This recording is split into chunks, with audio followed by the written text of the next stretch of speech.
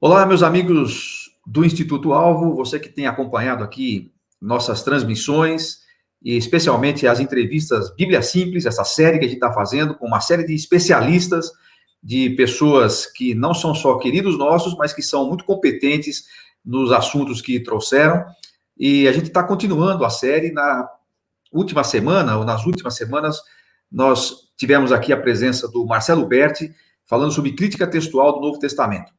Foi um programa que deu uma repercussão muito grande e muitas pessoas escreveram agradecendo e falando como foi importante para eles terem essas informações. Eu destaco aqui a fala de um pai que estava ali com uma certa dificuldade para explicar sobre esse assunto, justamente sobre esse assunto para o seu filho que está pesquisando isso e ouvindo muita coisa. Ele falou que foi muito, muito bom para ele. E é para isso que a gente está aqui, é para isso que a gente faz esse programa, para ajudar você que estuda a Bíblia, que ministra a Bíblia e que tem que lidar com questões de como fazer isso melhor.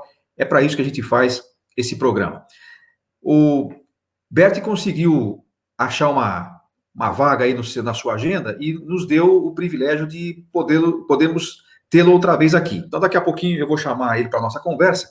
Antes, quero só dar mais um toquinho aqui para você que nos acompanha a respeito da promoção que temos durante esse mês de maio de 2020. Se você está assistindo esse programa ao vivo ou ainda no mês de maio, você consegue comprar esse nosso kit de estudos, que é o programa da Bíblia inteira do Instituto Alvo. Você tem 16 fascículos como este aqui, vai de Gênesis a Apocalipse, com 12 lições cada uma, 12 aulas cada uma. Você pode usar isso na escola bíblica, no seu grupo de jovens, no grupo de senhoras, ou pode usar para o seu próprio estudo. Então, nossa proposta é que você aproveite essa promoção com 20% de desconto, de 140 por 112, parcelado no cartão lá na loja. E depois, se você quiser adotar para a sua igreja, você pode comprar os fascículos individualmente, para que cada um tenha o seu. Você não precisa comprar um kit para cada um de uma vez, porque esse é um programa que vai levar aí 4 ou 5 anos para você fazer uma vez por semana. É uma maneira diferente de estudar a Bíblia do que talvez a maioria está acostumada. Nós vamos estudar cronologicamente. As aulas vão ser de acordo com os eventos que vão acontecendo, não na ordem que a nossa Bíblia traz os livros. Então, nós vamos, por exemplo, estudar os reis e os profetas de sua época. Depois nós vamos estudar a harmonia dos evangelhos, o primeiro, segundo, terceiro ano da vida de Jesus. Depois, quando estudarmos Atos, a gente vai estudando as epístolas, na medida que as epístolas vão sendo escritas, aquelas que foram escritas no período de Atos. E assim você vai ter uma visão um pouco diferente das Escrituras, importante para você compreender melhor o contexto e as conexões que há entre esses textos todos. Nós já tivemos aqui a presença do André Gava, que falou bastante sobre essa questão da importância de estudar o Velho Testamento e das conexões que ele tem com o restante das Escrituras. Então, esse material vai te dar também uma ferramenta para você entender melhor essas questões. Então, no link na descrição do vídeo aqui, você pode clicar e fazer acesso aí à nossa loja virtual. Então, é isso. Vamos para aquilo que nos interessa aqui e chamar para a nossa sala de conversa o nosso Marcelo Berti. Marcelo, bom dia, boa tarde, boa noite. É que aqui a gente tem gente de tudo quanto é lugar do mundo, viu? Mas é aquela mania de falar bom dia para quem chega. Tudo bem, Marcelo? Tudo jóia. Bom dia, boa tarde, boa noite para todo mundo também. Muito obrigado pela sua disposição de estar conosco mais uma vez. Prazer, privilégio. Muito bom. Você, só para quem não estava talvez da outra vez, fala um pouquinho aí sobre a sua atividade hoje, sua atuação. Você é pastor, você é teólogo, onde é que você atua mais aí? Bom, eu sou pastor, estou na cidade de São Paulo, hoje estou trabalhando com a plantação da Igreja Batista Fonte, na cidade de São Paulo. Tenho atuado como pastor aqui, a igreja já tem quase 2 anos, e esse é o ministério que eu tenho me dedicado aqui nos últimos anos. Essa é são essas as minhas atividades pastorais, né, ministeriais. Vocês estão plantando uma igreja em São Paulo. A Igreja Batista Fonte era chamada anteriormente de IBCU, né? Igreja Batista Cidade Universitária de Campinas. Isso mesmo. A Igreja de Campinas me enviou como missionário para a cidade de São Paulo, onde eu tenho trabalhado na plantação da igreja. Hoje nossa igreja está quase organizada já. Nosso grupo ainda é um grupo pequeno. Quando tínhamos cultos presenciais, nós estávamos em torno de 50 a 60 pessoas participando do culto, 60 pessoas em volta da igreja, 50 pessoas participando dos cultos públicos, mas é uma igreja que, embora pequena, tem sonhos grandes e tem pretensões grandes de participar na cidade de São Paulo com a exposição e pregação de Deus do Evangelho. Onde fica? Vocês têm um prédio que vocês reúnem? Bom, hoje nós estamos em todos os lugares, né? Hoje se você entrar fontesaopaulo.online.church, você vai assistir os nossos cultos ao vivo lá aos domingos. Hoje, com a internet, nós estamos de maneira bem virtual. Nós temos grupos pequenos, virtuais, encontros dominicais também feitos pela internet. Mas fisicamente nós estávamos alocados perto da Avenida Paulista, na rua Frei Caneca, número 199, no Hotel Belas Artes. Nós alugávamos uma sala lá. No momento, nós estamos nos reunindo no fontesaopaulo.online.church. Muito bom. Então, se você é de São Paulo, conecte aí. Agora você pode ser de qualquer lugar, você pode assistir agora de qualquer lugar. É verdade, é verdade. Nesse momento, você pode estar assistindo, tanto é que tem gente nos assistindo aqui, que está no Japão, que está em Portugal, que está nos Estados Unidos. Exato. Então, nesse momento, você pode conectar, e sempre, né? Acredito que vocês vão continuar com esse trabalho online, né? Provavelmente a gente vai tentar, vai ser bem difícil, mas a gente vai tentar. Uhum. Mas quando voltarem as reuniões normais, nós esperamos que dentro de uns 3 meses, pelo menos, 4, sei lá, né? A gente nunca sabe. Mas tá bom. Daqui uns 2 aninhos, né? Daqui uns 2 anos, né? E até lá... E até lá, a gente tem que continuar sendo e fazendo igreja, né? Porque a gente não depende exatamente disso, né? Mas que facilita, né? Porque o contato pessoal é insubstituível, né? Sem dúvida. Sem dúvida. Muito bem. Bom, vamos então retomar nossa conversa sobre crítica textual, Bert. Aliás, também uma repassada rápida aí na sua formação, para quem está pegando você apenas nessa entrevista. E atenção, se você está assistindo pela primeira vez as nossas entrevistas nesse episódio, procura no YouTube ou no Facebook do Instituto Alvo. Os dois têm lá uma série que nós gravamos, inclusive com o Marcelo, numa entrevista anterior, em que ele começou a falar sobre isso. Mas se você está pela primeira vez com a gente, então só para você conhecer e eventualmente não conheça o Bert, só para você se localizar aí. Então, a sua formação, você fez teologia e depois você foi estudar fora, nessa área de crítica textual.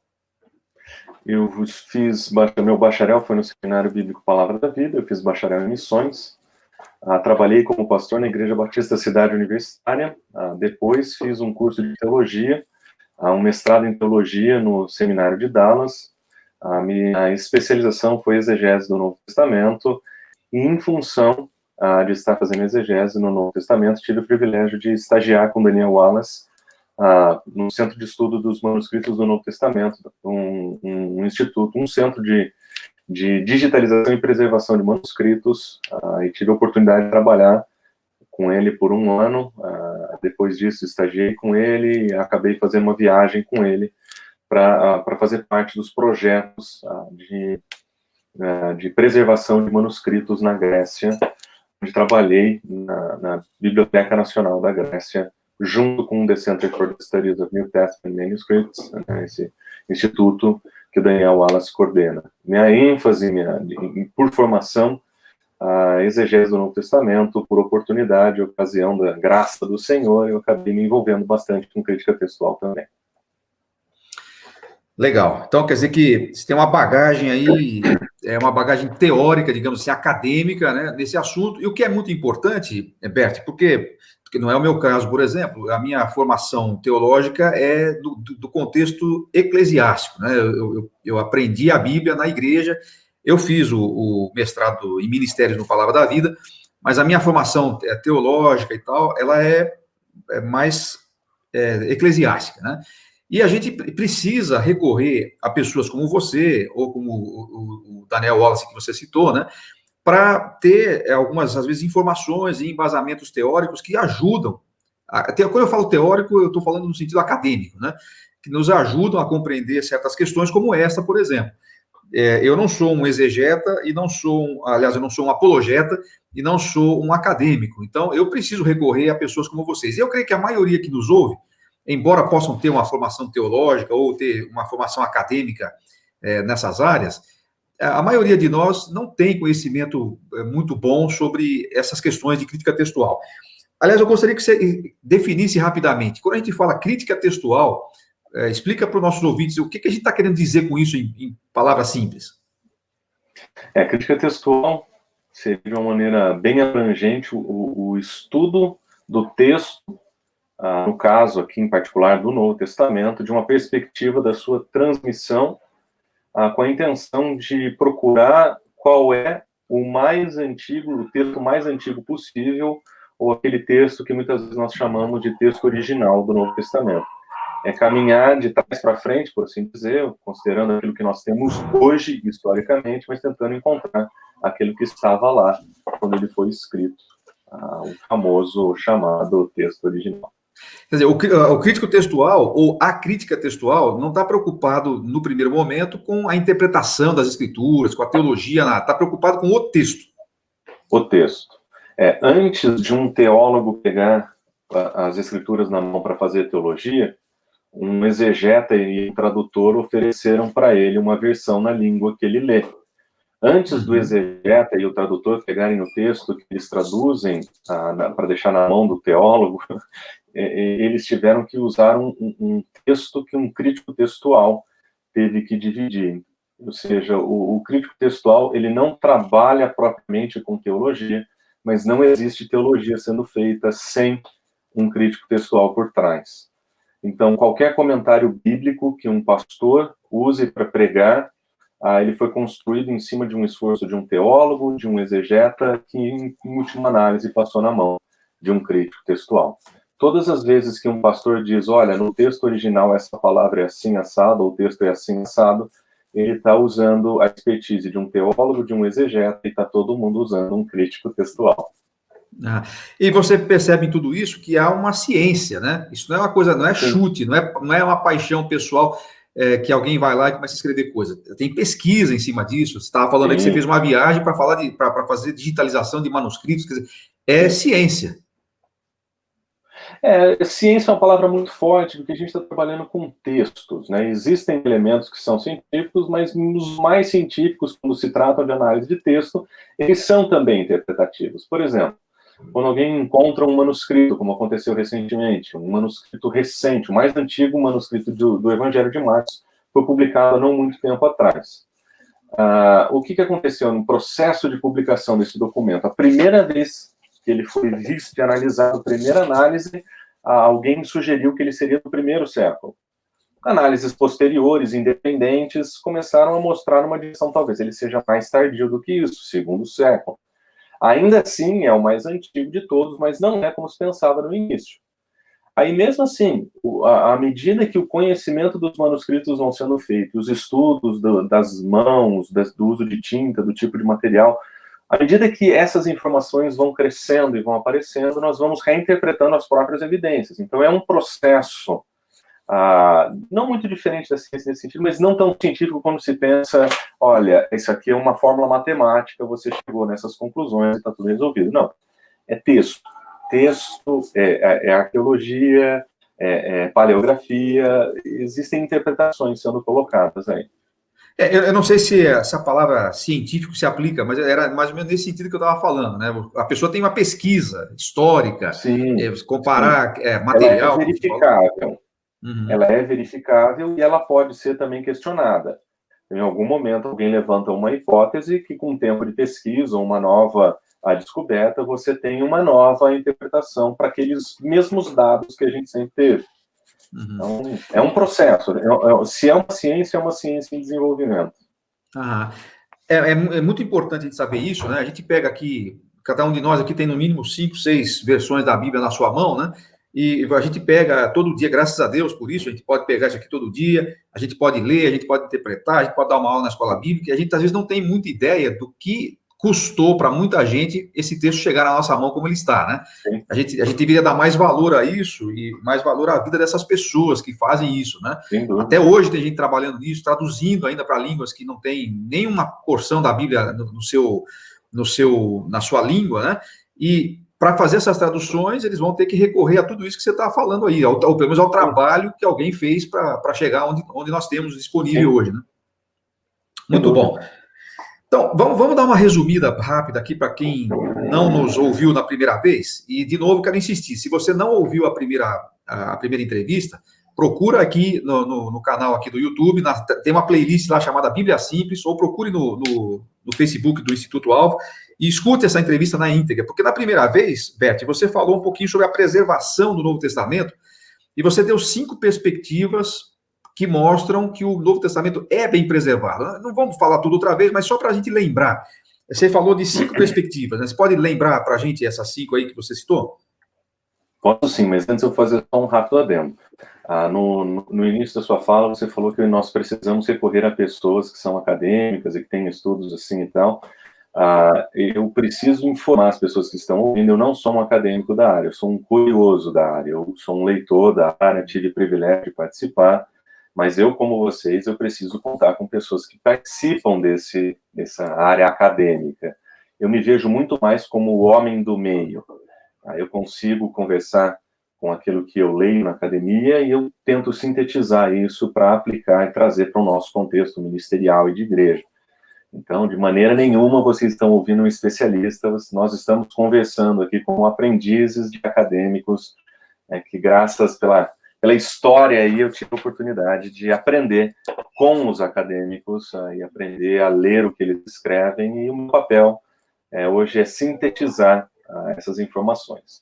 O que eu fiz na última entrevista foi sintetizar 5 perspectivas a respeito da preservação do Novo Testamento. Eu fiz uma premissa. A premissa que eu apresentei foi: o Novo Testamento é muito bem preservado, essa é a premissa que todos concordam, mas nós tentamos responder a pergunta: como é que eu posso saber disso? E as 5 perspectivas que eu apresentei são: a perspectiva quantitativa era a primeira. Quando nós olhamos para a quantidade de informação que nós temos, nós percebemos que nós temos uma quantidade muito grande. Temos mais de 5.800 manuscritos gregos, temos mais de 10 mil manuscritos latinos, as outras versões vão amontoar para um número maior do que 9.000. Então nós temos muita informação. Mas ter muita informação significa que isso é bem preservado? Não necessariamente. Foi o que nós fizemos a segunda perspectiva, que é a perspectiva comparativa. Quando nós olhamos para textos que são do mesmo período do Novo Testamento, e nós comparamos a quantidade de informação que eles têm, nós percebemos que nós temos uma absurda quantidade a mais. No mesmo período que nós encontramos algo, assim, não é nem similar, mas, por exemplo, Gaio Suetônio, ele é o autor que tem o maior número de manuscritos sobreviventes de suas obras, e não tem todas as suas obras sobrevivendo, ele tem um pouco mais de 200. Então nós temos um número aqui relativamente menor do que aquele que nós estamos vendo no Novo Testamento. Então, quando nós comparamos os números, nós falamos: opa, nós temos bastante, e é bem mais do que aquilo que nós encontramos no mesmo período. Isso ajuda a gente a entender do que a gente está falando. E aí nós colocamos isso em uma perspectiva temporal, nós adicionamos um componente. Qual é a distância entre o dia que o manuscrito foi escrito e o dia que ele foi preservado? Quanto maior a distância, menos a gente teria aí de condições de dizer com segurança o que estava no original, porque nós temos um gap muito grande. E quando nós olhamos para essa perspectiva, nós observamos que as melhores obras clássicas do mundo antigo têm gaps violentos. Nós citamos Homero, por exemplo, que teria sido escrito talvez aí no 8º século antes de Cristo, mas que as primeiras cópias aparecem no 10º século depois de Cristo. Ninguém questiona Homero, ninguém questiona a Ilíada nos termos de transmissão. Então, quando nós olhamos esse gap que nós vemos na obra de Homero e nós olhamos para a do Novo Testamento, nós vemos que ele é infinitamente menor. Se nós considerarmos somente os manuscritos completos do Novo Testamento, nós temos um gap de 400 anos. É bastante? É bastante. Mas em termos de história antiga, isso é pouco. Mas além dos manuscritos completos, nós temos as evidências que nós chamamos fragmentárias, que são anteriores, que não são completas, são parciais, mas que atestam a existência desse texto, e nós conseguimos observar a transmissão acontecendo nos momentos mais antigos. Então, a perspectiva temporal ajuda a gente a colocar essas quantidades em dia. Por exemplo, muita cópia, mais do que as obras clássicas, e num período menor do que todas elas, o que é excelente. E aí, então, entra a perspectiva analógica, que é a quarta perspectiva, que é a seguinte ideia: se nós aceitamos a Ilíada de Homero com esse gap gigantesco temporal entre o dia que foi escrito e o dia que nós temos hoje, se nós aceitamos isso, nós podemos aceitar o do Novo Testamento, cujo gap é menor. Se nós aceitamos o Suetônio, que tem 200, nós podemos, pelo mesmo critério, aceitar que a transmissão tenha sido boa do Novo Testamento, que tem uma quantidade muito maior de informação. Então, o argumento analógico não é exatamente comparativo, que diz nós temos mais, nós somos melhores. Não. É se nós usamos esses critérios e aceitamos baseado nesses critérios, o Novo Testamento passa por eles. Ele tem um número maior de cópias, ele tem um gap menor no tempo, então eu acho que não é um argumento absurdo, é um argumento aceitável. E, por fim, nós apresentamos aquilo que nós chamamos de perspectiva textual. Quando nós abrimos o texto, nós começamos a observar o texto nesse processo de transmissão. Nós sugerimos que a diferença entre as versões mais antigas e as versões mais recentes, aí de edições, nós temos a diferença de 2%. Considerando todo o trabalho manual, de tudo que foi feito, nós não temos aí um texto que tenha sido absurdamente mexido, mudado, considerando em 2.000 anos aí quase de história de transição, 2% de crescimento, por assim dizer, ou 2% de diferença, é historicamente uma transmissão bem estável. Então, nós olhamos para essas perspectivas e falamos: o Novo Testamento é bem preservado? Nós temos 5 perspectivas que dizem, sim, ele é bem preservado, e nós não abrimos o texto ainda, nós não trabalhamos com o que ele diz. Nós só olhamos para o rastro que ele deixou na história, e nós comparamos isso com outras obras, e nós falamos assim, de modo análogo, isso faz sentido, isso é aceitável, pelos mesmos critérios que os historiadores aceitam os outros escritos. Ok, então você tem aí uma excelente perspectiva muito lógica, né? O seu raciocínio é bem lógico, ele é bem concatenado, e dá para entender muito bem. É claro que mesmo assim você pode colocar suas dúvidas e tal, mas aí é uma opção sua, mas que tem lógica na explicação e no argumento, tem. Mas no último elemento aí que você citou, na última perspectiva, você falou que existe aí uma diferença na razão de 2%. Se você pegar, deixa eu ver se eu entendi isso. Se pegando tudo que nós temos disponível de manuscritos, de cópias e tal, você compara tudo isso, você tem uma diferença de 2% entre eles. É isso? Não. O que eu quero dizer é assim, se você pegar os mais antigos e você pegar os mais novos, ninguém nunca conseguiu fazer a comparação de todos eles. É tanto material que não deu ainda para fazer isso. Então, se você entrar lá no Instituto dos Estudos do Novo Testamento, você vai ver que tem muitos manuscritos que ainda não foram estudados, não deu tempo ainda, de tanto que tem. Não foram nem transcritos ainda. E as variações, quanto mais importante o manuscrito, mais gente estuda. Quanto menos importante, menos gente estuda. Então, tem vários que ainda não foram estudados. Tem listas de manuscritos que não foram estudados. Mas qual que foi o raciocínio? Se você pegar as mais antigas e você pegar as mais tardias, e você fizer uma comparação entre os dois extremos, você vai falar assim, opa, a diferença entre eles é que tem um aumento aí no máximo de 2% no texto. Numericamente, o texto cresceu 2%. Esse é o ponto. Você pega, eu vou dar um exemplo assim, que talvez não seja desse jeito, mas você pega lá o capítulo 5 de Marcos, e pega uma cópia mais antiga que você puder, que você tiver, e compara com a mais recente. O máximo que dá de diferença chega a 2% de diferença desse texto comparativo. Então, assim, vamos pensar no Novo Testamento inteiro. Você tem um capítulo só, não vai dar tudo isso. Ok. No Novo Testamento inteiro. O texto como um todo, ele tem... Então, no estudo da crítica textual, nós vamos perceber que à medida que os escribas escreviam, eventualmente eles explicavam. Acho que você mesmo citou no nosso último encontro aquela questão de João, que tinha que No tanque de Betesda. No tanque de Betesda, isso. O anjo que vinha, que mexia na água, que provavelmente foi uma explicação que alguém deixou para leitores posteriores, que com o tempo acabou sendo absorvida no próprio texto e hoje está lá. Não é de João, mas explica o que estava acontecendo ali, por que aquela pessoa estava lá e por que a esperança de que alguma coisa acontecesse ali. Então, quando nós olhamos esse tipo de situação, nós falamos assim, opa, eles deixaram, às vezes, eles tentavam deixar o texto mais claro para leitores posteriores. Eventualmente, você percebe que isso era feito à margem do texto, às vezes isso aparece dentro do texto.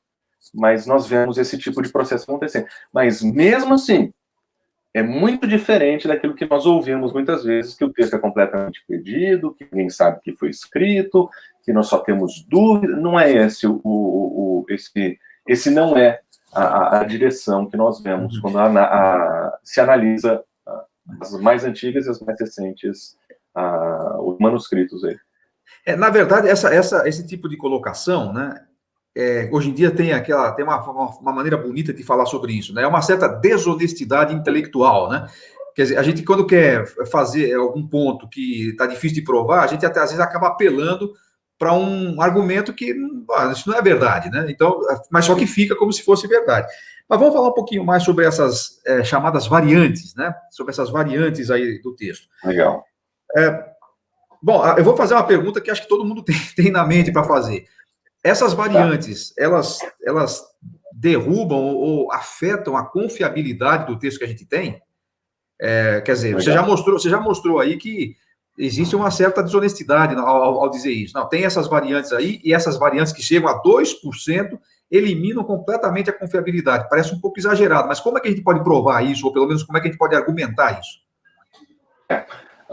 Primeiro, a gente tem que ir com calma com os números, né? Eu usei uma ilustração, pegando os mais antigos, os mais recentes, uma variação de 2%. Se você pegar, às vezes, 2 manuscritos de um mesmo período, talvez eles tenham variações maiores. Então, os 2% é só tentando olhar assim, o mais antigo, o mais recente, tem crescimento, mas não é absurdo. Então, nós temos que ir com calma com análise aí. Mas, de fato, existem variantes, de fato, existem diferenças. A proposta que eu gostaria de apresentar hoje, a premissa que eu gostaria de defender hoje, demonstrar como é possível defender, é o seguinte: o Novo Testamento, apesar de ser repleto de variantes, ele continua confiável. E é aqui que eu acho que muitas vezes nós nos perdemos no diálogo, e eu vou começar a fazer uma ilustração. Na outra vez que eu apresentei, eu falei um pouquinho sobre esse livro, o que Jesus disse, o que Jesus não disse, o livro do Bart Ehrman, um livro que levou muita gente, inclusive perto de mim, a questionar a sua própria fé. Então, foi um livro muito vendido e assim por diante. Infelizmente, o que o autor fez nesse texto não foi escrever nada relativamente novo, exceto de escrever um livro para leigos. E ele escreve com a seguinte premissa: nós não temos os originais, nós temos as cópias das cópias das cópias das cópias das cópias das cópias das cópias dos originais, então nós não podemos saber o que os originais diziam. E ele apresenta alguns argumentos para isso. 100% dos argumentos apresentados conhecidos, nada novo, mas pela primeira vez isso chegou na igreja, pela primeira vez isso atingiu um novo público que não estava preparado para lidar com aquilo, e de repente a casa de muita gente caiu e a fé de muita gente foi abalada. E o que não aconteceu em português, na publicação em português, foi que o final do livro não foi traduzido. Mas na edição em inglês, no final do livro, tinha uma entrevista do autor, um jornalista, uma entrevista, e ele faz a seguinte pergunta: considerando todas as variantes que nós temos, considerando tudo que a gente sabe, todas as alterações, as doutrinas cristãs foram afetadas, elas são destruídas, o cristianismo, então, ele caiu por terra. Não era exatamente essas palavras, mas a resposta dele foi: não, de jeito nenhum. Como assim não, de jeito nenhum? Não, o cristianismo, nenhuma doutrina cardeal do cristianismo é completamente afetada pelas variantes que nós encontramos. Você diz assim, espera um pouquinho, você não escreveu exatamente para demonstrar isso? Ele falou: não, ele escreve basicamente o texto para demonstrar que o texto não é confiável, mas não que a doutrina cristã foi afetada ou abalada. E no Brasil, nós vimos os livros populares dele sendo traduzidos, mas nós não vimos os livros acadêmicos dele sendo traduzidos, como, por exemplo, esse aqui, que chama O Texto do Novo Testamento. O mesmo autor, ele escreve aqui uma edição desse livro, um livro originalmente escrito pelo Bruce Metzger, Ele foi o último aluno do Bruce Metzger. Bruce Metzger o definiu como um homem brilhante, academicamente brilhante, e não à toa ele acaba escrevendo a última versão, a versão atual, do antigo livro, o texto do Novo Testamento, escrito pelo Bruce Metzger. E nesse livro, o título dele diz o seguinte, o texto do Novo Testamento, a sua transmissão, corrupção e restauração. O que o Eman sabe e o que ele não fala é que o livro dele mesmo fala, que apresenta que a crítica textual tem métodos e critérios para chegar ao texto original ao ponto de restaurá-lo. E não à toa, eventualmente entrevistado por ateus e afins, ele precisa dizer, para lembrar as pessoas, olha, o texto do Novo Testamento é muito provavelmente muito parecido com aquele que nós temos hoje traduzido no nosso idioma. Então, existem variações, é repleta de variações, mas ele é provavelmente isso aí. Ele não acredita no texto, ele não acredita no que o texto fala, mas ele entende que a transmissão foi feita como deve. Então, a proposta que eu queria defender hoje é: o Novo Testamento, sim, tem muitas variantes no seu processo de transmissão. Naquela história numérica que nós vimos, nós vamos olhar para uma outra perspectiva, um outro grupo de números, que são as variantes. E nós vamos olhar para elas dizendo assim, nós temos muitas variantes, mas ainda assim o Novo Testamento continua confiável. E eu vou apresentar, mais uma vez, 5 considerações para demonstrar isso aí também. Eu vou tentar sintetizar um pouco. Você gosta do 5, né? Você gosta do 5. Na verdade, mas, se você conversar com a minha esposa e o pessoal que vai na igreja, vão dizer que eu gosto de 3. 3. Eu faço mensagem de 3 pontos e cada ponto tem 3 subpontos. Exatamente como eu faço também. Mas, agora, antes de você entrar no seu raciocínio dos 5 pontos aí sobre as variantes, talvez uma opinião pessoal. Você acha, por exemplo, que isso que acontece com o autor que você citou, né, com o Bart Ehrman, você acha que isso acontece também com outras pessoas, no sentido assim, ele foi procurar uma evidência, provavelmente, eu estou imaginando aqui, ele foi procurar uma evidência para dizer assim, não, o Novo Testamento não é confiável, por isso que eu não acredito no cristianismo, por isso que eu não acredito no evangelho. Como um cientista, vamos dizer, honesto, ele chegou à conclusão que você acabou de falar, não, eu não posso dizer que o texto não é confiável, mas eu não vou acreditar assim mesmo. Então, será que isso é o processo que acontece com muita gente? Porque a pessoa decide que não quer aceitar, e você pode apresentar a evidência que quiser, que ela não vai crer.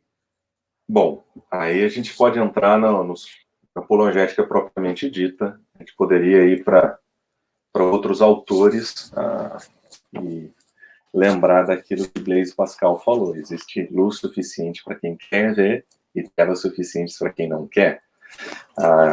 Repita, por favor, a frase do Blaise Pascal, que a frase ela cortou. É exata, não é uma citação entre aspas. Só que cortou bem na hora que você falou.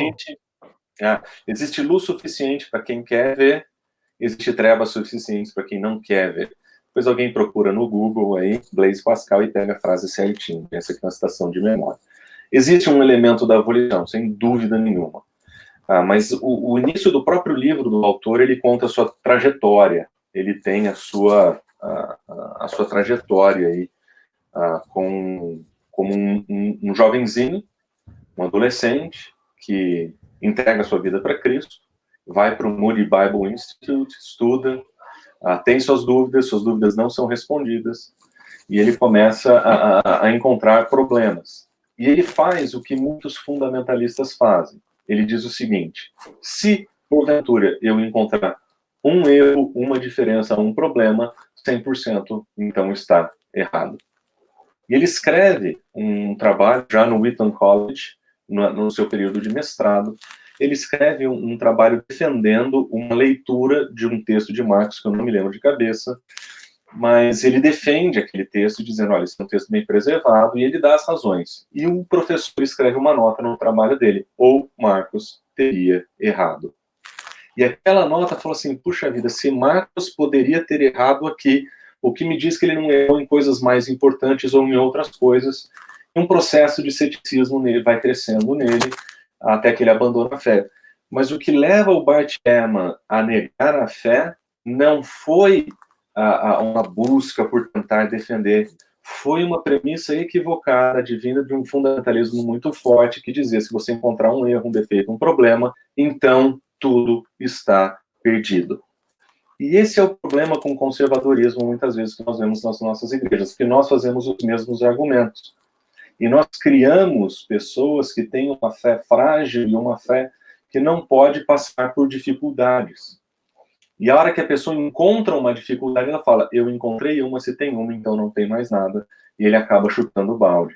O que leva o Bart Ehrman ao agnosticismo não foi o liberalismo teológico, foi o fundamentalismo teológico. E essa é uma história que a gente vê acontecer em vários lugares.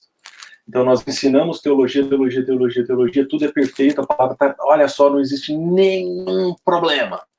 Aí ele vai procurar pelas evidências da transmissão e vai descobrir, não, existiam variantes textuais. E aí? Como que fica a fé do indivíduo? Se o indivíduo colocou a sua fé sob uma premissa equivocada, se o indivíduo colocou a sua fé em uma afirmação que não pode ser demonstrável, quando ele precisar questioná-la, ele não vai saber como fazer muito bem. Então, o que acontece com muitas das acusações contra o cristianismo é que elas são advindas desse tipo de fundamento. E elas atingem os cristãos onde dói porque eles mantêm esse tipo de fundamento. E eu acho que o que é prudente para pastores, líderes, professores é começar a trabalhar com a possibilidade de uma teologia que seja um pouco mais realista, que ela trabalhe um pouquinho melhor com as evidências e que seja uma teologia que defenda a fé de uma perspectiva não da venda. Não, vamos olhar para a história do texto, vamos ver o que aconteceu e partir daí, por que não? Se nós vamos falar da confiabilidade do texto, vamos falar da história da transmissão desse texto, vamos falar das diferenças que ele tem, sem ter que fazer um apelo intelectual a uma fé que é cega. Legal, desculpa. Eu acho que essa é a função do apologeta cristão nos nossos dias, é ajudar as pessoas a ter um realismo consciente. Acho que eu mencionei isso para você. Na Fonte São Paulo, a gente trabalha com o princípio de uma fé consciente da sua tradição. Uma fé que é consciente da sua tradição, ela é consistente na sua afirmação e na sua proclamação. Então, a consciência de como as coisas chegaram até aqui é importante para nos oferecer consistência no modo como nós falamos. Então, quando nós somos inconscientes da nossa tradição, nós somos inconsistentes na hora de defender nossa fé. E uma fé defendida de modo inconsistente, ela não vai aguentar os ataques, ela não vai aguentar as dificuldades e os problemas. E o jovem Bart Ehrman passou exatamente por esse processo. O jovem Bart Ehrman foi confrontado, foi mal dirigido com um professor, provavelmente, e ele acabou abandonando ali a sua fé. Não, muito bom. Desculpa fazer essa digressão aí, mas acho que era importante, porque muita gente que nos assiste, eu até citei no começo, antes de você entrar na sala, que um pai me escreveu, falando, eu estou tendo dificuldade aqui. E eu acho que é legal você falar isso, porque às vezes a gente acaba fazendo também uma certa desonestidade intelectual quando vai querer defender a fé.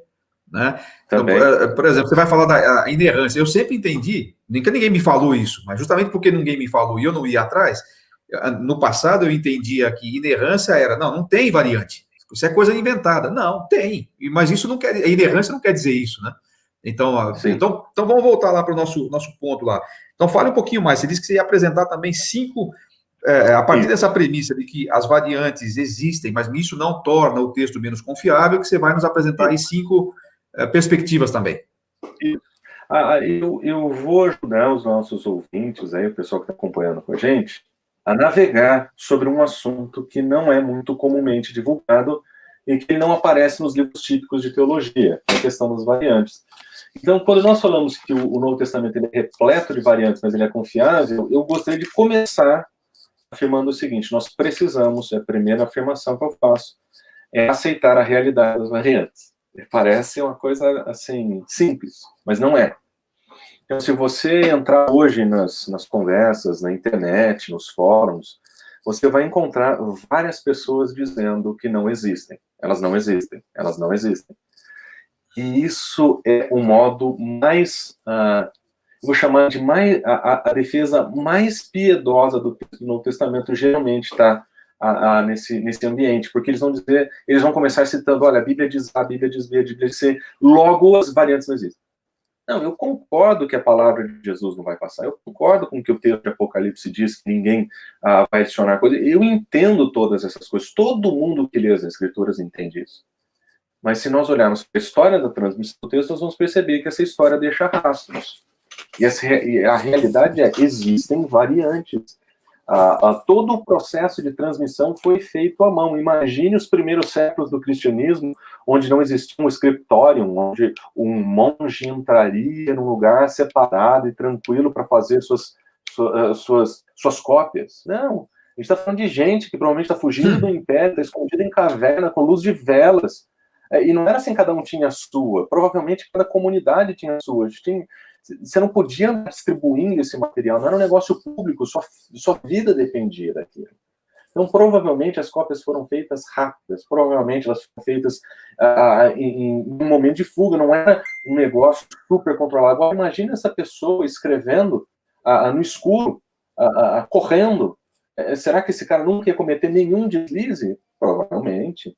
Provavelmente. Nós vemos que as cópias que foram feitas em scriptorium na Idade Média, onde já tinham pessoas pagas para isso, já tinham artistas escrevendo e pintando para deixar tudo mais bonito, onde estava a divulgação, esse já estava ganhando uma abrangência maior. Você percebe que tinha diferenças porque o processo de cópia manual inclui erros. Não tem como ser diferente. E essa que é a parte interessante. Se nós temos 5.800 manuscritos, nós temos 5.800, entre aspas, irmãos, que poderiam provavelmente ter equivocado. Quanto maior o número de cópias, maior o número de variantes. E era inevitável que fosse assim. Se nós tivéssemos uma cópia do Novo Testamento, quantas variantes nós teríamos? Não teria nenhuma, talvez não teria mais nenhuma cópia também. Exato, mas só teria uma. Só teria Exato. uma. Mas se você tivesse duas, você ia começar a aumentar o número de variantes. Então, assim, as variantes, elas existem. Mesmo nos processos mais controlados, as variantes apareceram. Então, não existem dois manuscritos idênticos. Recentemente eu vi ele é pastor, mas ele funciona como crítico textual, chama James Snaps. E ele afirma ter encontrado dois manuscritos idênticos. Ele pegou dois manuscritos medievais pequenos e comparou e falou, olha, eles são idênticos. Mas talvez tirando essa exceção que eu vi recentemente, via de regra não existem dois manuscritos idênticos. Eles foram copiados à mão. Por terem sido copiados à mão, eles têm erros. E outra coisa que acontece, nós acreditamos que depois que nós passamos a imprimir, problemas não apareceram. Aparecem, existem problemas de impressão, existem problemas de edição, sim, existem histórias, mas todas elas são verificáveis, você sabe onde elas estão. Mas o primeiro ponto é, as variantes existem. Nós não precisamos negá-las. Elas não negam nada daquilo que a gente crê, mas elas estão aí, elas existem. Então esse é o primeiro ponto. O segundo ponto que eu falei é o seguinte, beleza, existem variantes, mas o que é uma variante? E é aqui que nós precisamos prestar atenção. Uma variante textual, ela poderia ser definida como qualquer alteração entre os manuscritos que não tenha uniformidade de palavras. O que isso significa? Significa, por exemplo, que grande parte das variações que nós vemos não fazem diferença nenhuma. Por exemplo, aqueles que conhecem um pouquinho de grego já sabem que o grego ele não escreve na ordem que nós escrevemos.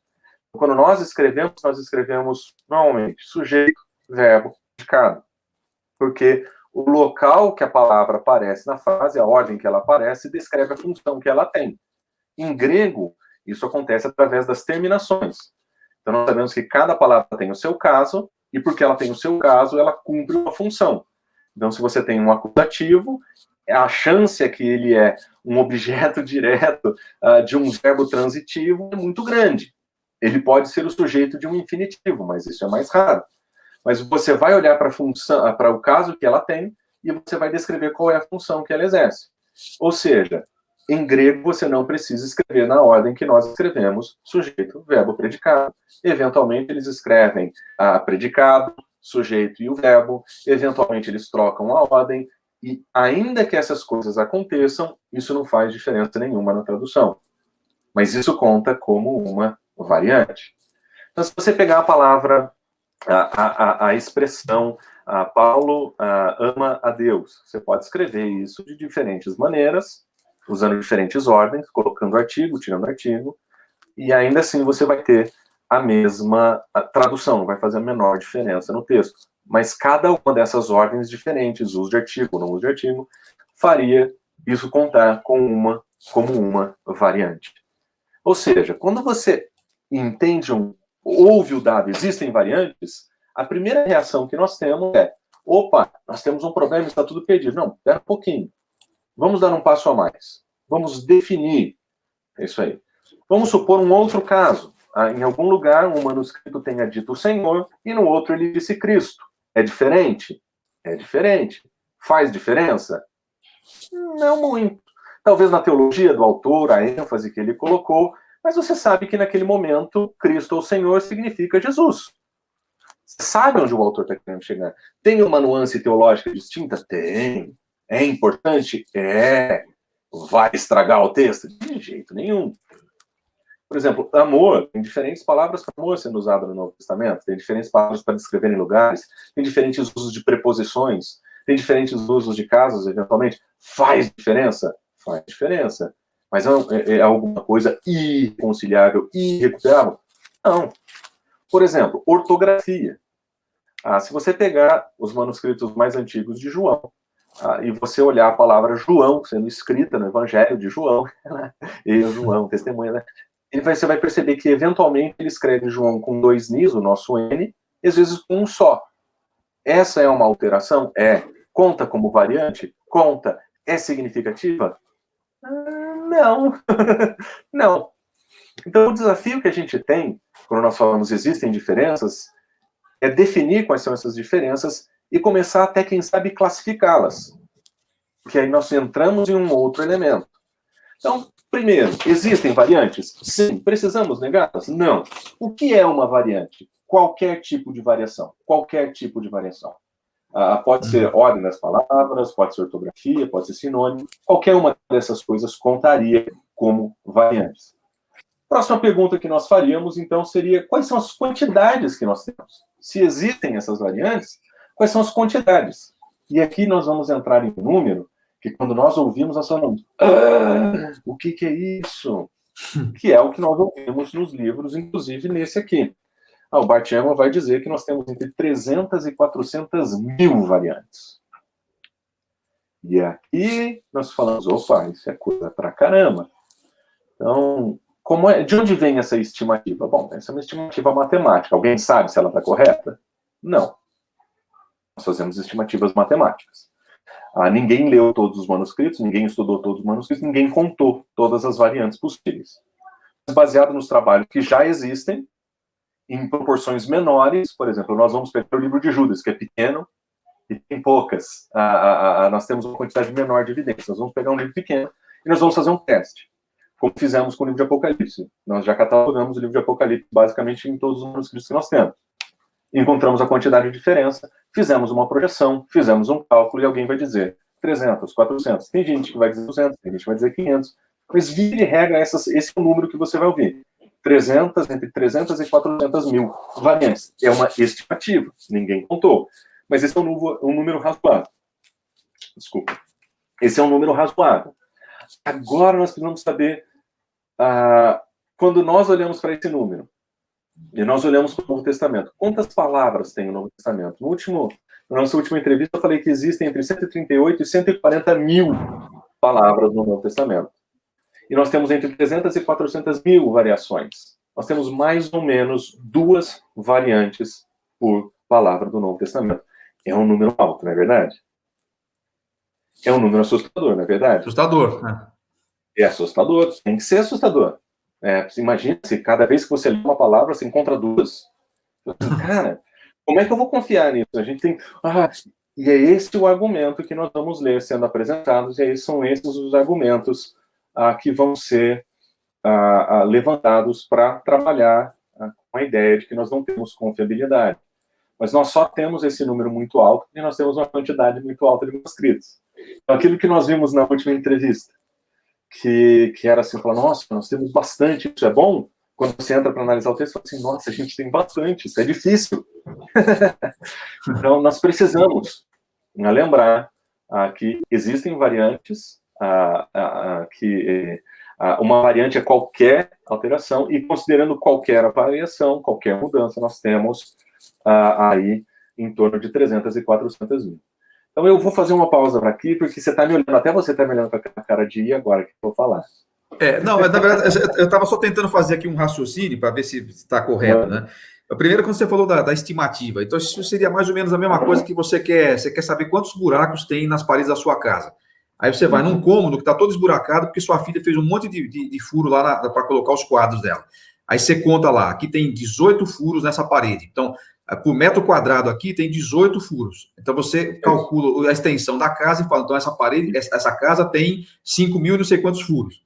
Na verdade, pode ser que só tenha tido furo no quarto da sua filha. Na sua, você pode ter colocado só um ou dois e tal. Então, isso é uma estimativa. Não quer dizer que tenham realmente 300 a 400 mil. É isso que você explicou. A analogia não é perfeita, mas é essa. A ideia é nós vamos trabalhar onde nós já trabalhamos e nós vamos estimar. Então, se alguém tiver interesse em procurar em como se calcula isso, tem um site chamado Evangelical Textual Criticism. Peter Gurry escreveu um artigo sobre quantidades, ele mostra como o processo é feito. Mas assim, com probabilidade, estatística, mas a ideia é mais ou menos isso. Tá, então isso significa que nós vamos trabalhar com aquilo que a gente já tem e nós vamos estimar com aquilo que a gente não conseguiu. Que não dá, é humanamente impossível hoje fazer esse tipo de processo. Qual é o caminhar da tecnologia e o auxílio da tecnologia na crítica textual? A ideia é digitalizar, transformar tudo em texto e começar a fazer pesquisas via computador. Então, nós vamos conseguir que alguém faça por nós aquilo que a gente não consegue fazer. Então, um dia, nós vamos ter todos os manuscritos digitalizados, eles serão todos identificados, serão todos transcritos, e aí nós vamos conseguir fazer análises com um pouco mais de precisão. Hoje, nós trabalhamos com a estimativa numa analogia não completa, mas similar a essa que você sugeriu. Tá. Agora, você não pode esquecer, embora seja um número assim que eu não tinha ideia disso, nunca tinha visto esses números assim, mas eu não posso... os números que as pessoas vão usar contra os jovens da nossa igreja, que vão apresentar a universidade, assim por diante. Só que nesses 300 ou 400 mil estimados aí, você já explicou que tem coisas como, por exemplo, vamos fazer uma analogia com o português aqui. Eu escrever João com tio ou sem tio é uma variante, mas você sabe que é João que está escrito. Isso. Tá bom, ok. Isso. Beleza, então recapitulando aqui, você falou as três que você falou. Aceite a realidade, existem variantes. Sim. Agora, descubra o que é uma variante, pode ser uma troca na ordem das palavras na frase, ortografia e tal, e pode ser uma diferença mesmo. Estima-se aí, então, entre 300 e 400 mil, o que seria o número de variantes existentes entre os manuscritos atuais. Ok. Então, vamos para frente. Ainda tem mais duas, né? É a realidade das variantes, a definição de uma variante e a quantidade. Ok. Quando nós olhamos para o primeiro, ela é difícil de aceitar, mas a gente é bem demonstrado. O segundo oferece para nós assim, qualquer variação conta. Se qualquer variação conta, a chance de ter muita é grande. E a quantidade de variantes joga aí a nossa realidade. É uma estimativa, mas é uma estimativa aceitável. Agora, nós precisamos fazer o que com essas variantes? Nós precisamos classificá-las. Então, quais são os tipos de variantes? E a partir do momento que nós observamos os tipos de variantes, nós vamos perceber que as dificuldades podem não ser tão complicadas assim e não tão irreversíveis assim. Eu vou citar algumas só por uma questão de ilustração. Tá bom? Vamos pensar um tipo de variante, por exemplo. Uma variante poderia ser uma omissão. Uma palavra que está em um e não está no outro, por exemplo. Isso já falando daqueles que são não simplesmente ortografias, né, embora existam, né? Mas as omissões, por exemplo, em Efésios capítulo 1, a expressãozinha in Éfeso provavelmente não estava lá. Mas qualquer comentário que você lê vai falar que provavelmente era uma circular, e assim por diante. Ou quem sabe tinha e depois perdeu. Você tem uma omissão ali. Uma omissão é uma variante interessante. Existem adições. Eventualmente, um escriba escreve 2 vezes a mesma palavra. Às vezes, ele escreve 2 vezes a mesma sentença. Então, imagina um manuscrito sendo escrito todos em letras maiúsculas sem separação de sílaba, sem separação de palavra, sem separação de parágrafo, completamente letra seguida por letra, sem parar. Escrita contínua, que a gente chamaria isso. E você vê o final de uma palavra idêntico da palavra de baixo. De repente, ele está escrevendo e ele pula uma linha no olho. Ele é estrábico igual eu, ele pula uma linha e continua copiando. Porque vai fazer sentido, mas ele perdeu uma parte. Isso seria uma omissão. No caso da adição, ele olha o final da linha, na hora que ele chega no final, ele escreve de novo a linha de cima. Isso é uma adição. Então, esse tipo de procedimento, de visão que cansada, de pessoa se vê que a pessoa está cansada. Em alguns manuscritos mais estudados recentemente, você percebe que tem páginas que tem mais marcas de cera de vela, que alguém gastou mais tempo estudando ali, tem mais anotações. Então você percebe que aquele manuscrito foi mais usado, que passou por pessoas cuidadosas, e ainda assim, nesses lugares, eventualmente, você percebe que o escriba que fez aquele material, na hora de copiar uma linha, ele repetiu a mesma linha. Ou quem sabe, pulou uma linha. Essas são as omissões e as adições que acontecem. São coisas que são típicas de seres humanos cansados, são típicas de seres humanos distraídos. Gente que está com visão cansada. Existe, por exemplo, erros ortográficos. Erros ortográficos, a palavra, ele troca uma palavra, uma letra de lugar. Nós fazemos isso. Quando a gente escreve, às vezes, as peças, às vezes a gente esquece como que a palavra é escrita certinho e você escreve errado. Eu escrevo exceção errado, quase que sem exceção errada. Isso acontece. Isso é um erro. Isso conta como uma variante. Então, imagina, por exemplo, palavras que você confunde com som. Às vezes o som daquela palavra tem um som, no nosso caso, né? Um som de S, mas era com cedilha. Ou tem um som de Z e era com S. Esse tipo de confusão também acontecia com os escribas. Eu tenho trabalhado com o texto de Marcos há algum tempo. Tem um que é muito legal. Marcos, capítulo 14, no versículo 65, nós vamos ver um texto que Jesus ele teria sido recebido ou ele teria sido atacado ali, por aqueles que estavam ali na cena da crucificação. E se for dependendo da leitura que você tem ali no texto, ele muda o sentido, muda.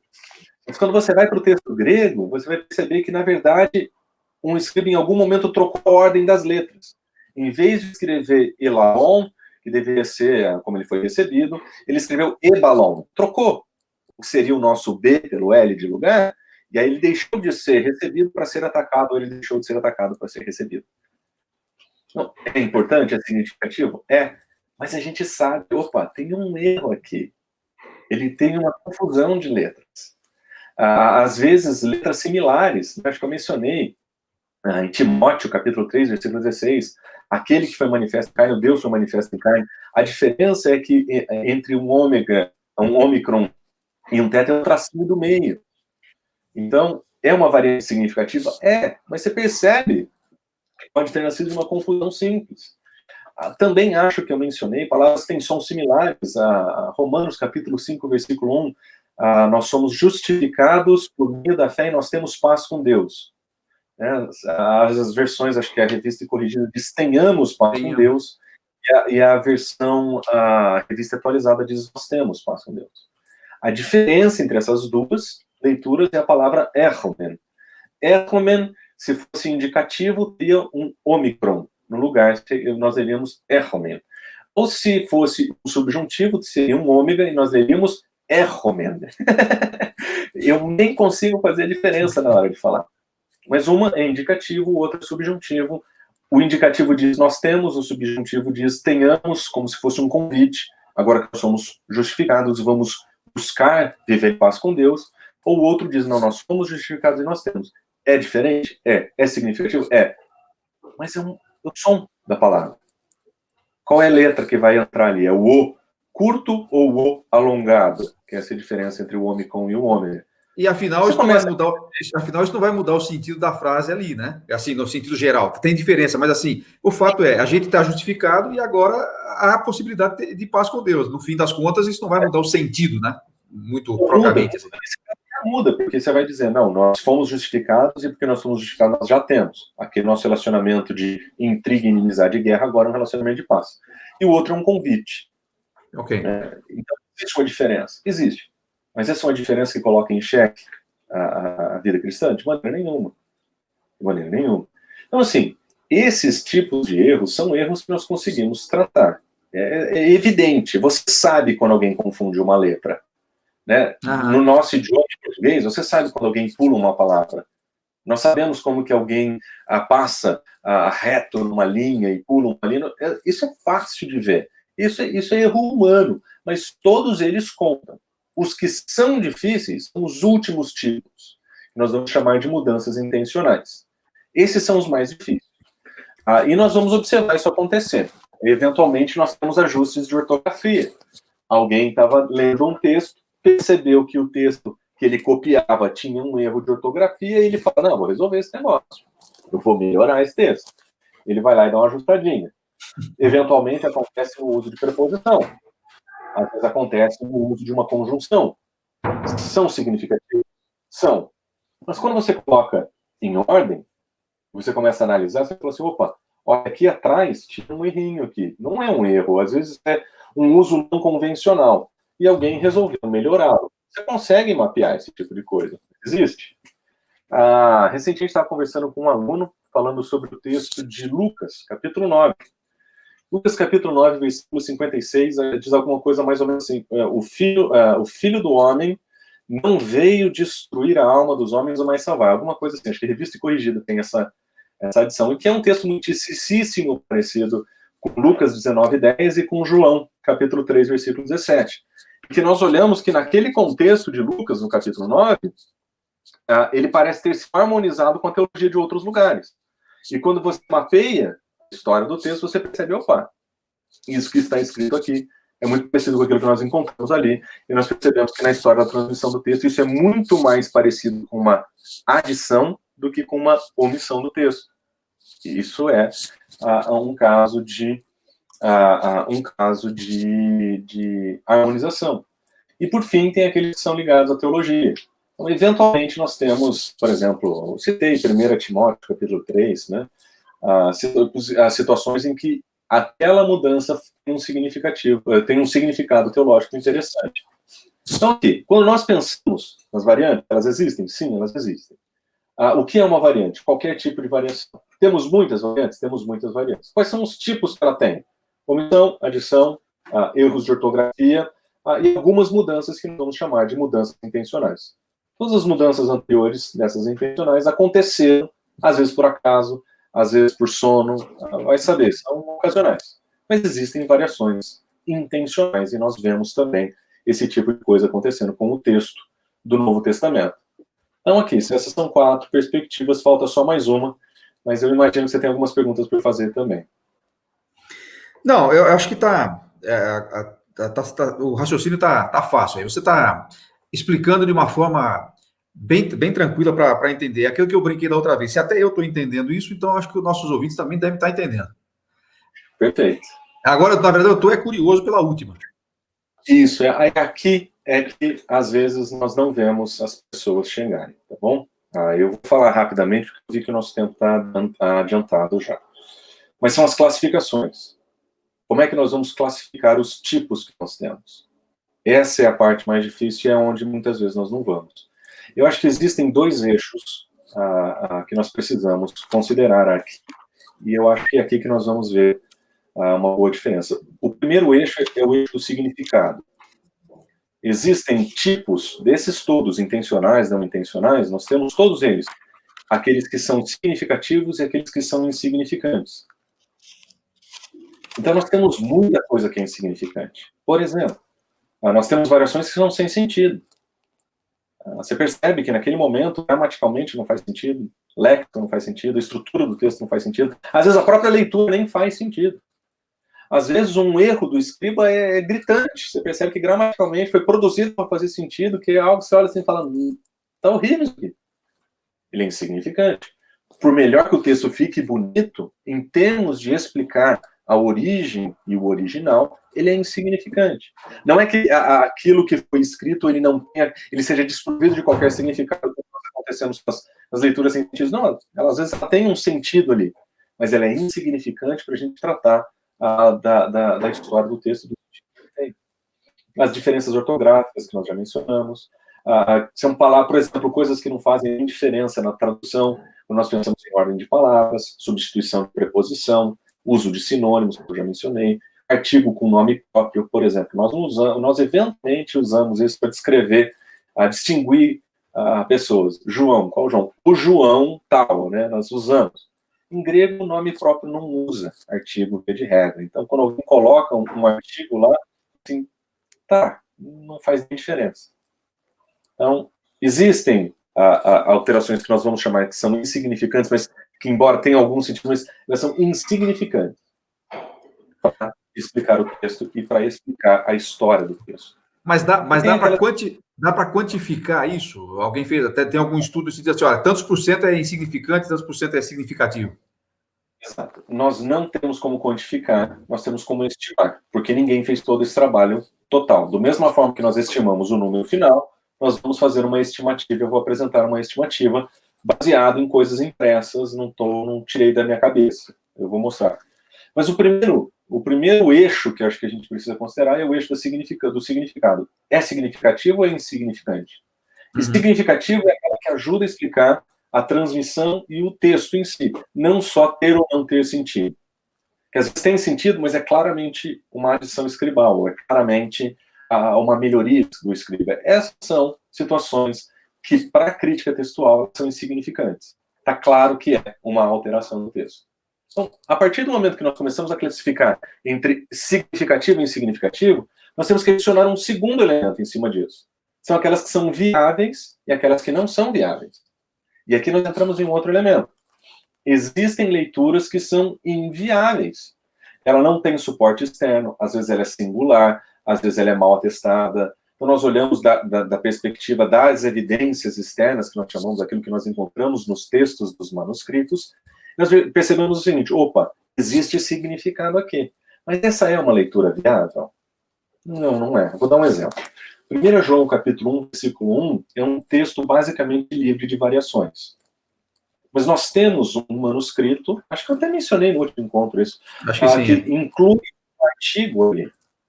Poxa vida, é significativo? Faz diferença. Você tem um manuscrito do 9º século que tem isso. Você fala assim, essa é uma leitura inviável. Ela não tem demonstrações históricas para falar assim, nossa, eu consigo levar isso até João. Eu não consigo. Eu consigo ver um escrito em um lugar no tempo dizendo, olha, aqui ele provavelmente errou, ele exagerou, ele copiou errado. Posso dizer um monte de coisa. Embora tenha significado léxico, gramatical e assim por diante, ela é insignificante e inviável para o texto. E aí nós vamos olhar então para as leituras que são viáveis.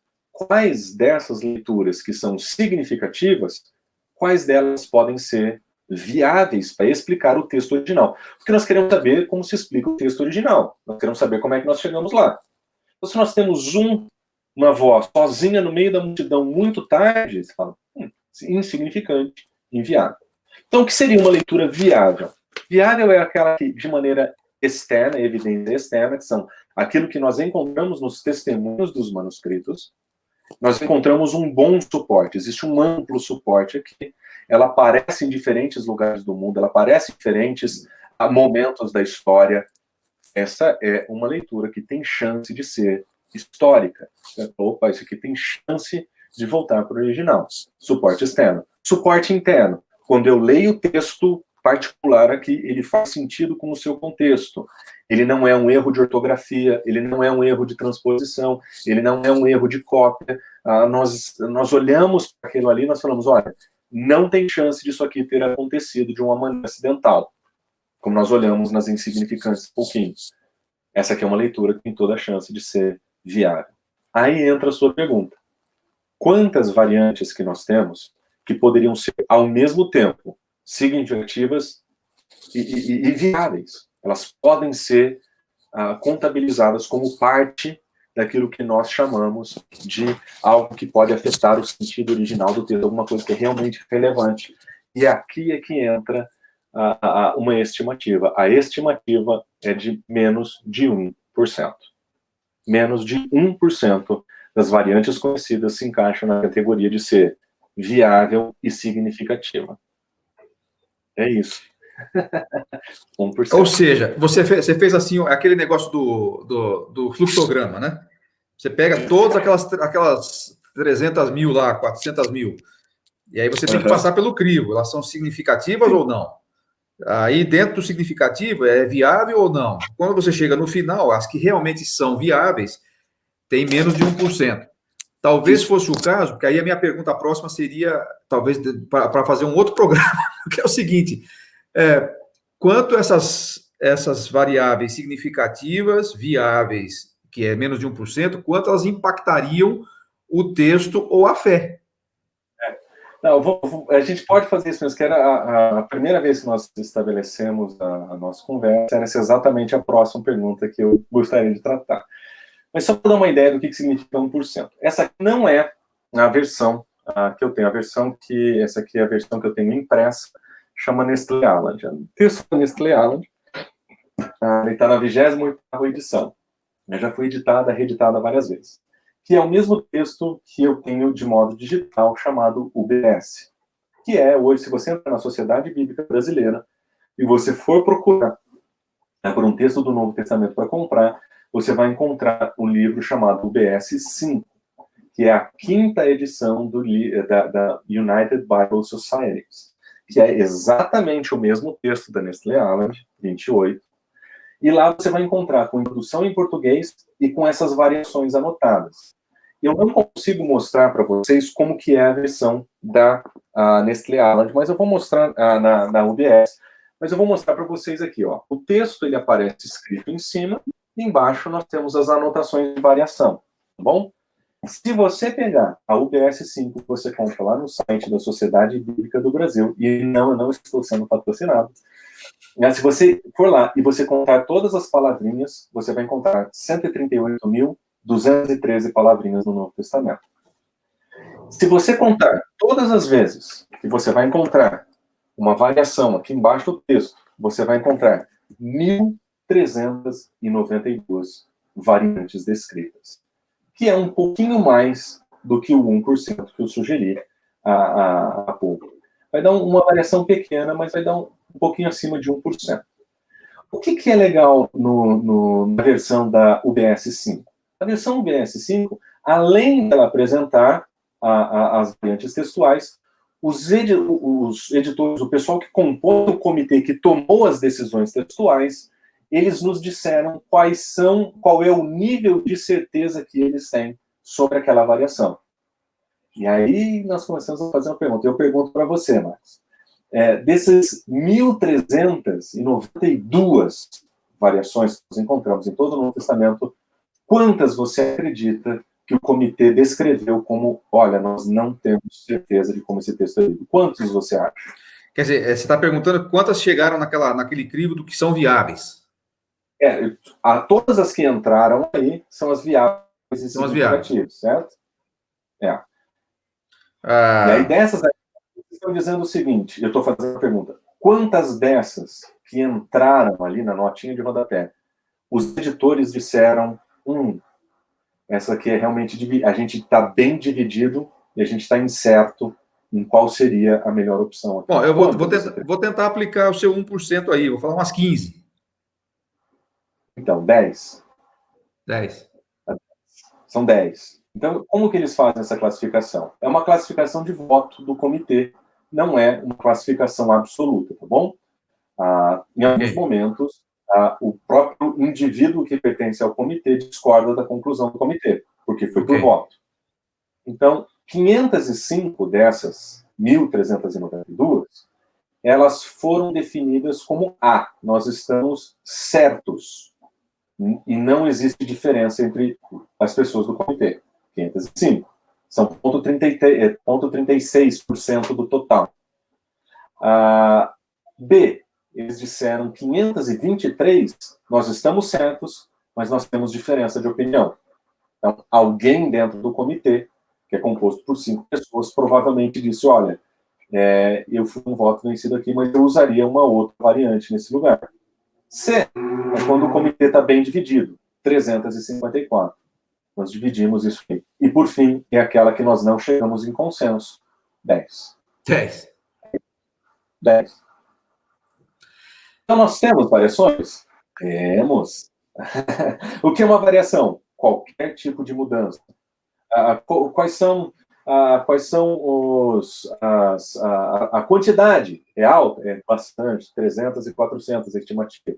Mas quais são os tipos? Grande parte dela nós vamos chamar de não intencional. Aconteceu por processo de cópia, como aconteceria com qualquer pessoa transcrevendo texto. Existem mudanças intencionais? Existem. Mas vamos classificá-las. Elas são significativas ou elas têm um significado para explicar a história do texto. E, por fim, elas são viáveis ou elas são inviáveis? Considerando todas essas categorias, nós chegamos ao número na UBS de 1.392, dos quais 10. O comitê fala assim, nós estamos completamente divididos aqui. Nós não podemos afirmar com consenso. Mas não significa que os indivíduos não saibam explicar. Eles têm diferentes explicações para aquilo ali. Então, assim, em termos de proporções, em termos de historicidade, o que nós temos é excelente. O que nós temos é confiável. É o que eu falei. É repleto de variações, mas ele é confiável. Essas são as 5 considerações que eu faria sobre esse assunto. Roberto, esse programa aqui, para mim, sem dúvida, vai ser muito utilizado. Aliás, pode ser usar isso aqui como uma referência aí para você que está nos assistindo. Assista esse programa. Ele ficou um pouquinho mais longo do que o normal, mas não há nenhum prejuízo em relação a ele. É uma variante só das outras. Os outros tinham 1 minuto, 1 hora, que não tem 1h15. Mas acho que foi muito produtivo. E eu estou aqui, interferi muito pouco, porque eu estou aqui só escutando e não tem muito o que... Talvez as pessoas vão ter suas perguntas. A gente não quis ficar fazendo aqui as perguntas agora, inclusive porque elas não estão surgindo agora, elas vão surgir depois.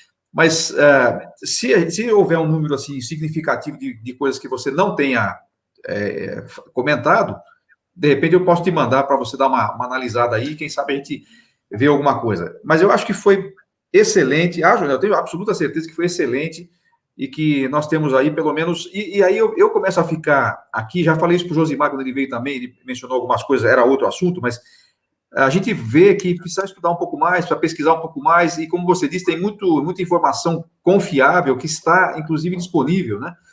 E eu acho que também a gente precisa se mexer um pouco para não ficar dando respostas evasivas ou incompletas, que vão, ao invés de ajudar, vão gerar ainda mais ceticismo naqueles que já estão em dúvida, né? E tomar um pouco de cuidado com isso, né? Eu sugeriria, em português, o livro Origem e Transmissão do Novo Testamento, do Wilson Paroski, também vendido na SBB. Como é que é o nome? Origem e Transmissão do Novo Testamento, Wilson Paroski. Origem e Transmissão do Novo Testamento, Wilson Paroski, disponível na Sociedade Bíblica. Isso, é um excelente livro, é o melhor livro que a gente tem em português sobre o assunto. Lá você vai encontrar um livro escrito pelo Kurt e Barbara Alland, que é o casal que tem esse sobrenome, mas é um livro muito antigo. Ele foi recentemente traduzido, mas naquele momento nós estávamos... grande parte das informações que eles vão colocar lá vem da Alland de 26ª edição, que não foi uma edição... que é uma edição baseada em edições. Não foi como a 27ª, que veio posteriormente, foi baseada na análise de manuscritos propriamente dita. Então, muitas das informações estão absolutamente desatualizadas. Mas, se alguém quiser conhecer sobre a história da transmissão, é um excelente livro também. Só lembra, em termos numéricos, quantitativos, tem muita coisa que aquele livro não viu. Se eu não estou enganado, do começo da década de 80, é um livro bem ultrapassado, mas é escrito por quem sabe o que está falando.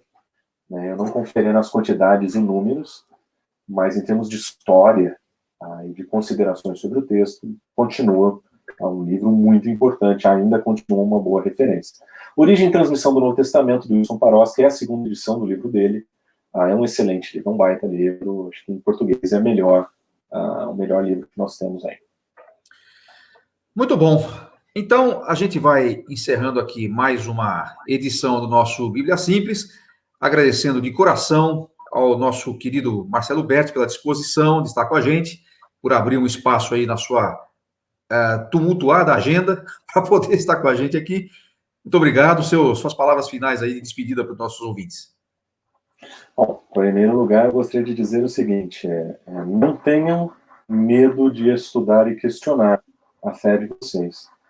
Não tenham medo de ouvir as críticas existem, elas são fortes, mas eu sugeriria você procurar por informações em lugares onde você pode encontrar informações corretas. Muito do que se diz contra o Novo Testamento é baseado em especulação, muito do que se diz sobre a nossa fé é baseado em agressão.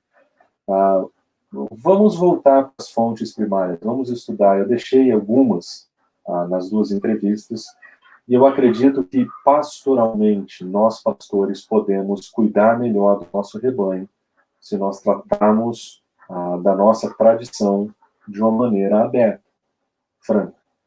Eu diria que uma fé que é inconsciente da sua tradição, ela vai ser inconsistente. Então, vamos trabalhar. Nós temos um Senhor que fala e se revela a nós através da Escritura. Nós temos o testemunho do Espírito que confirma a presença e a ação do nosso Senhor. E nós não podemos permitir que perguntas, às vezes, que desafiem as nossas ideias sejam causadoras de tamanho tumulto nessa experiência que nós temos com o Senhor. Mas que nós podemos, através de boas fontes, boas pesquisas, boas perguntas, cuidar e orientar o nosso rebanho, para que a fé dele seja fortalecida, como eu espero ter contribuído para o fortalecimento da fé de vocês. Como eu mencionei na semana passada, eu sou um servo e estou a serviço do Senhor. E eu gosto de fazer isso aqui porque eu realmente acredito que isso tem o potencial de ajudar pessoas que passam por dúvidas e preocupações sobre a fé, como eu passei. Eu não sou isento de dúvidas, eu não sou isento de dificuldades. Tive os meus momentos de fazer pergunta, como todo mundo tem. E pela graça de Deus, fui bem instruído. E hoje eu pretendo funcionar como alguém que, como falei no começo, não sou nenhum acadêmico, não sou nenhum expert, mas sou um homem do meio, alguém que visita a academia e que pode servir a comunidade da fé. Esse é o meu lugar, é assim que eu funciono, e eu espero ter contribuído com vocês no fortalecimento e na edificação da fé de vocês. Certamente o fez, meu caro Marcelo Berti. Muito obrigado por sua presença aqui conosco, e a você que nos assistiu. Não deixe de assistir aos outros episódios dessa série. Você vai ter aí um curso de bibliologia, de vários assuntos, não só crítica textual, vários outros assuntos foram abordados. Inclusive, nos seguintes, nós vamos ter a presença do pastor Elias Neves de Souza, que vai falar um pouquinho sobre a parte prática do estudo bíblico. Como é que você pode ter a sua rotina de estudo, como é que ele faz isso, e como é que você pode aplicar-se mais à leitura e ao estudo da palavra de Deus. Então é isso aí. Tchau. Tchau, tchau.